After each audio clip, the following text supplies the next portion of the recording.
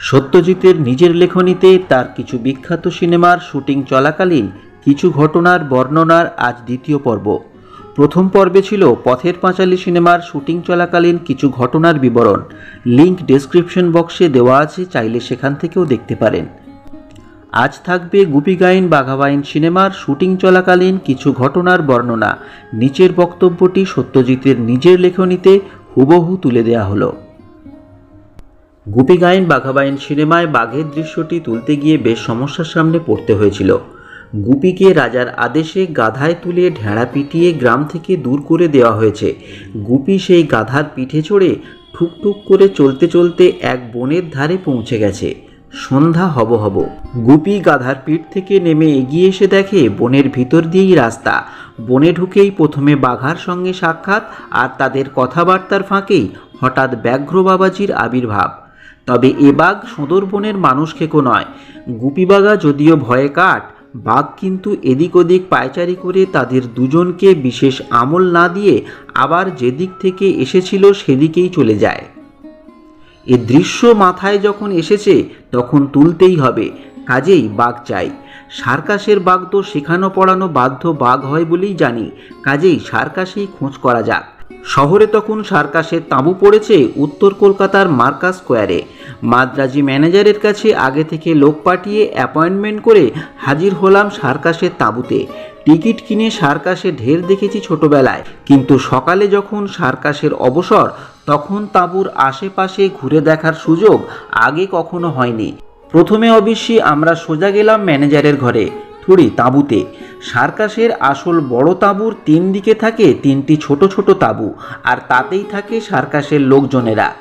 ম্যানেজারের তাঁবুটিকে অবশ্যই ছোট বলা চলে না, সেখানে চেয়ার টেবিল আলমারি বিছানা কোনোটারই অভাব নেই। ম্যানেজার আমাদের অভ্যর্থনা করে চেয়ারে বসিয়ে মাদ্রাজি কফি খাওয়ালেন। সে কফি আবার পরিবেশন করলো যারা সন্ধেবেলা ঘোড়ার খেলা ট্রাপিজের খেলা দেখাবে সেই সব মেয়েরা।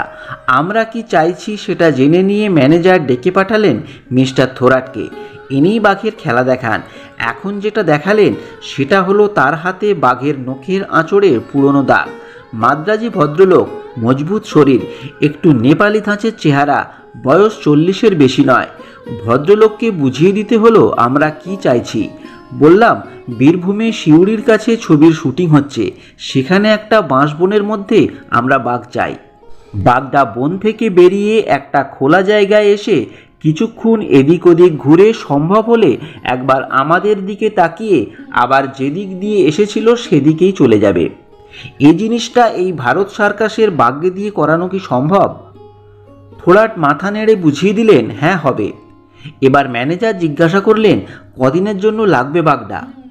বললাম, কলকাতা থেকে শিউড়ি আসতে যতটা সময় লাগে প্লাস আমাদের শুটিংয়ের জন্য ঘন্টা দুয়েক। কথাবার্তায় যা বুঝলাম, বাঘ যাবে লরির পিঠে খাঁচাবন্দি অবস্থায়। যাতায়াত নিয়ে দুদিনের মামলা। সেই দুটো দিন অবশ্যই সার্কাসে ওই বিশেষ বাঘের খেলাটি বাদ পড়বে। থোরাট এবার বললেন, আপ লোগ আইয়ে, শের দেখ লিজিয়ে। এইবারে ম্যানেজারের ঘর থেকে বেরিয়ে আমরা তাঁবুর পিছন দিকটায় গেলাম। সার্কাসের সঙ্গে যে দিব্যি একটা ছোটোখাটো পশুশালা ডেরা বেঁধেছে মার্কো স্কোয়ারে সেটা বুঝতে পারলাম। সবচেয়ে দর্শনীয় জানোয়ার হচ্ছে একটি জলহস্তী। মাটিতে একটা চৌবাচ্চা খুঁড়ে তাতে জল ভরে জানোয়ারটাকে ছেড়ে দেওয়া হয়েছে। তার মধ্যে একটা লরির উপর খাঁচার দরজা থেকে মজবুত তক্তা নেমে এসে জলের ধারে পৌঁছেছে। বুঝলাম, কলকাতার পাট ফুরলে হিপোমশাই জল থেকে সোজা তক্তা দিয়ে খাঁচাবন্দি হয়ে আবার সার্কাস যেখানে যাবে সেখানে গিয়ে হাজির হবেন। হিপো ছাড়া আছে সিংহ, ভাল্লুক, হাতি, ঘোড়া আর বেশ কয়েক জাতের বাঘ। খাঁচাবন্দি দুটো রয়্যাল বেঙ্গল টাইগারকে দেখিয়ে থোরাট বললেন তারই মধ্যে একটাকে নিয়ে তিনি শিউড়ি গিয়ে হাজির হবেন নির্দিষ্ট দিনে। এবার আমি একটা প্রশ্ন করলাম, বাঘটাকে খাঁচা থেকে নামিয়ে বাঁশবনে ছেড়ে দেওয়া যাবে তো? মিস্টার থোরাট কিছুক্ষণ ভুরু কুঁচকে বললেন, ওকে ওইভাবে তো কোনোদিন ছাড়িনি, তাই ঠিক ভরসা পাচ্ছি না। সর্বনাশ, ভেস্তে গেল বুঝি আমাদের সব প্ল্যান। বাঘের সঙ্গে সঙ্গে তার ট্রেনার আবির্ভূত হবেন নাকি বাঁশবনে, আর তাই দেখে গুপি বাঘা ভয়ে কাঠ হয়ে যাবে? তা তো হয় না। মিস্টার থোরাটি এবার একটা আইডিয়া দিলেন, বাঘের গলায় তার বেঁধে দেব, সরু অথচ মজবুত তার, অনেকখানি লম্বা হওয়া চাই সেই তার। তাই হবে। তারের সঙ্গে অন্য দিকটা বাঁধা থাকবে মাটিতে পোঁতা লোহার খুঁটির সঙ্গে। তার যথেষ্ট সরু হলে হয়তো ক্যামেরায় ধরা পড়বে না, তাই এই প্রস্তাবে আপত্তি করলাম না। কিন্তু একটা মুশকিল, বাঘের গলায় তার জড়ালে লোম চেপে বসে যাবে, তার ফলে ফাঁকি ধরা পড়ে যাবে। একটু ভাবতেই মাথায় একটা ফন্দি এলো। সেটা থোরাটকে বললাম, বাঘের চামড়া দিয়ে একটা বকলস তৈরি করে সেটাকে বাঘের গলায় বেঁধে তার সঙ্গে তারটাকে আটকানো যায় কিনা সেটা তার সঙ্গে চিন্তাভাবনা করলাম। থোরাট শেষে বললেন সেটা সম্ভব। মিনিট 10 মধ্যে সব কথাবার্তা হয়ে গেল। সিউড়িতে পৌঁছনোর তারিখটা বাতলে দিয়ে কিছু আগাম টাকাও দেয়া হলো মিস্টার থোরাটকে। ভদ্রলোক বললেন, আপনারা নিশ্চিন্ত থাকুন, কোনো ঝঞ্ঝাট হবে না।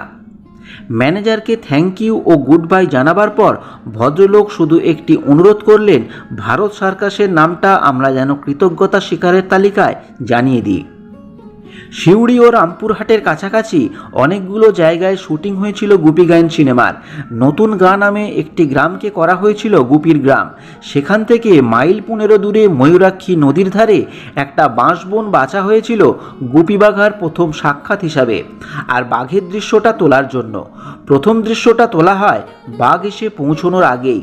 নির্দিষ্ট দিনে খবর এসে গেল যে কলকাতা থেকে সন্ধেবেলা রওনা হয়ে পরদিন সকালে বাঘ ও থোরাট সমেত লরি এসে পৌঁছে যাবে শুটিংয়ের জায়গায়।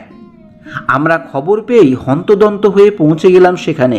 আমাদের দলে ছিল সব শুদ্ধ জোনা 25 লোক। তাছাড়া স্থানীয় কিছু লোক শুটিং হবে জেনে আমাদের অনুমতি নিয়ে হাজির হয়েছিল বাঁশবনের ধারে। লরির উপর খাঁচা, খাঁচার উপর ছাউনি। আমরা যেতে ছাউনি খুলে ফেললেন মিস্টার থোরাট। ওমা, এই যে দেখছি একটার জায়গায় দুটো বাঘই এসে হাজির হয়েছে, কি ব্যাপার? থোরাট বললেন, যেটা বাছাই করা হয়েছিল সেটা যদি কোনো গোলমাল করে তাই অন্যটিকে আনা হয়েছে। কথাটা শুনে মোটেই ভালো লাগলো না। দ্বিতীয়টিও যদি গোলমাল করে তাহলে কি হবে সেটা জিজ্ঞাসা করার আর ভরসা পেলাম না। থোরাটকে বললাম, ক্যামেরা রেডি হয়ে গেলে পর আপনাকে জানাবো, তারপর যেন বাঘ বার করা হয়।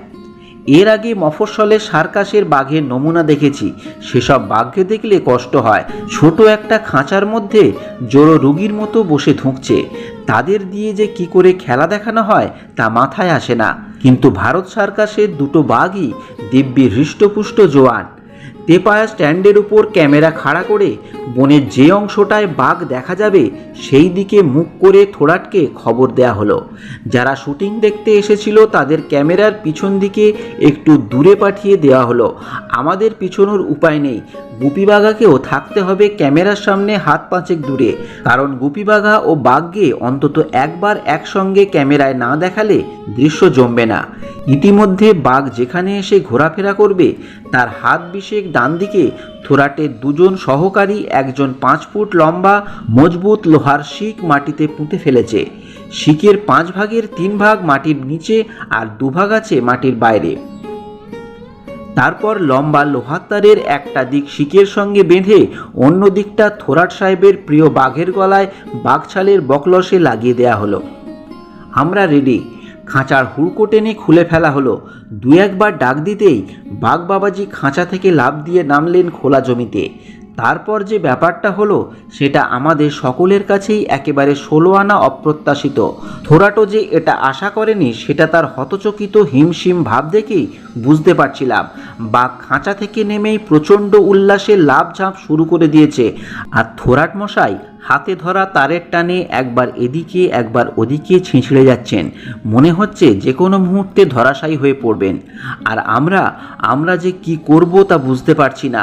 এও একরকম পড়ে পাওয়া সার্কাস আর কি, কিন্তু আমরা তো সার্কাস দেখতে আসিনি। 3 ঠ্যাঙের ওপর ক্যামেরাটা অকেজো হয়ে বোকার মতো বনের দিকে চেয়ে আছে, যেদিকে যাবার কোনো লক্ষণই দেখা যাচ্ছে না বাঘের মধ্যে। মিনিট 5 লম্ফঝম্পের পর বাঘ খানিকটা শান্ত হলেন। থোরাট এবং তার 2 সহকর্মীর চেহারা দেখবার মতো। এরই ফাঁকে থোরাট ফ্যাকাশে মুখে কোনো রকমে বুঝিয়ে দিলেন এ বাঘ নাকি সার্কাসে জন্মেছে, খাঁচার বাইরে কোনোদিন যায়নি। বোধহয় এখানে এসে তার স্বাভাবিক বাসস্থানের আমেজ পেয়ে তার মনে এত স্ফূর্তি জেগে উঠেছে। বাঘ ঠান্ডা হবার পর শর্ত নেওয়া হলো, কিন্তু তারপর আর এক কাণ্ড।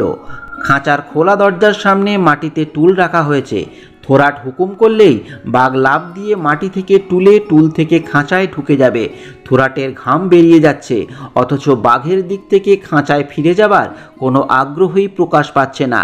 তার বদলে তিনি একটি বাঁশঝাড়ের নিচে বসে একটি কচি বাঁশের ডগা চিবিয়ে খাওয়া যায় কিনা সেটাই এক মনে পরখ করে দেখছেন। থোরাটের হাবভাবে বুঝলাম সে এই রকম সমস্যার সামনে কখনো পড়েনি। এর মধ্যে আমাদের সাহস অনেকটা বেড়ে গেছে যে বাঘ বাঁশ চিবিয়ে খায়, সে আর যাই হোক মানুষ খেকো বাঘ নয়। ক্যামেরাতে কিছু ফিল্ম বাকি ছিল, সেটাকে বাঘের সামনে একদম কাছে নিয়ে গিয়ে তার এই অদ্ভুত অব্যাঘ্রচিত কাণ্ডকারখানার কিছুটা ছবি তুলে রাখছি। এমন সময় কি এক আশ্চর্য খেয়ালে সকলকে চমকে ধাঁধিয়ে দিয়ে 2 লাফে বুলেটের মতো তার খাঁচার ভিতর ঢুকে গেল। বাঁশঝাড় থেকে লরি পর্যন্ত এই হাত 40 দূরত্ব পেরোতে তার সময় লেগেছিল খুব বড় জোর 8 সেকেন্ড। কিন্তু বাঘ খাঁচায় ঢুকে গেলেও তার সঙ্গে যে আমাদের সম্পর্ক চুকে যায়নি সেটা বুঝতে পারলাম সিউড়ির শুটিং শেষ করে কলকাতায় ফিরে এসে কয়েকদিনের মধ্যেই। বাঁশবনের দৃশ্য প্রিন্ট করে দেখা গেল যে ক্যামেরার গণ্ডগোলে সমস্ত কাজটাই পণ্ড হয়ে গেছে। শটগুলো বেশিরভাগ কালো হয়ে যাওয়াতে বাঘ আর বন মিশে একাকার হয়ে গেছে। তাহলে কি বাঘের দৃশ্য গুপি গাইন ছবি থেকে বাদ যাবে? মোটেই না। ভারত সার্কাস এখনও আছে। এবার আর সেই বাঘকে অত দূরে যেতে হবে না, কারণ কলকাতার কাছেই বোড়াল গ্রামে ভালো বাঁশবন আছে। সে বাঁশবন আমাদের চেনা। সেখানে 20 বছর আগে অপু দুর্গা আর ইন্দিরা ঠাকুরনকে নিয়ে পথের পাঁচালীর শুটিং করেছি। এবার তার বদলে কাজ করবে গুপি, বাঘা আর ব্যাঘ্র মশাই। আবার লরি এলো, থোরাট সাহেব এলো, বাঘ এলো, ইস্পাতের তার, বকলস, লোহার খুঁটি সব এলো। আর সেই সঙ্গে এলো সার্কাসে শুটিং দেখতে গ্রাম শুদ্ধ ছেলে মেয়ে বুড়ো বুড়ি সবাই। গতবারের বেয়াড়া ঘটনার কথা তখনও আমাদের সবার মনেই টাটকা। তাই গ্রামের লোককে বুঝিয়ে দেয়া হলো বেশি কাছে আসবেন না, অন্তত হাত 50 দূরে থাকুন। যা দেখবার পরে ছবিতে দেখতে পাবেন। কিন্তু কে কার কথা শোনে, ভিড়ে গিয়ে একেবারে ক্যামেরার ধারে চলে এলো। এদিকে থোরাট সাহেবও তৈরি, এবার খাঁচার দরজা খোলা হবে। আমরাও ক্যামেরা নিয়ে তৈরি, গুপি ভাগাও তাদের জায়গায় রেডি হয়ে আছে। ঘটাং শব্দে খাঁচার দরজা খুলতেই এবার যেটা হলো সেরকম ব্যাপার কেউ কখনো দেখেছে কিনা জানি না। বাঘ লাফিয়ে বেরিয়ে একটা হুঙ্কার দিয়ে তীর বেগে চার্জ করলো সোজা সেই গ্রামের 150 দর্শকদের লক্ষ্য করে। বীরভূমের জঙ্গলে দেখেছিলাম ম্যাজিকের মতো বাঘ এই আছে আর এই নেই, আর এখানে দেখলাম 150 ছেলে মেয়ে বুড়ো বুড়ি এই আছে আর এই নেই। বাঘ অবশ্যই কলারে টান পড়ার জন্য গ্রামের লোক অবধি পৌঁছতে পারেনি, কিন্তু সেটা আর আগে থেকে কে বুঝবে? এই রকম পরিত্রাহী পিঠটান, আর তারপরে ওই অত লোকের একসঙ্গে ফ্যাকাশে মুখে থরহরিকম্প, এ কোনোদিনও ভুলব না। আশ্চর্য ওই এক আস্ফালনের পরই বাঘ বাবাজিও একেবারে ঠান্ডা। দিব্যি সুবোধ বালকের মতো থোরাটের ইশারা মেনে আমাদের বাছাই করা জায়গায় এসে এদিক ওদিক দেখে সে আবার হেলতে দুলতে থোরাটের কাছেই ফিরে গেল। আর আমার ক্যামেরাও যে এবার কোনো গণ্ডগোল করেনি সেটা 2 দিন পরে পর্দায় ছবি দেখেই বুঝেছিলাম।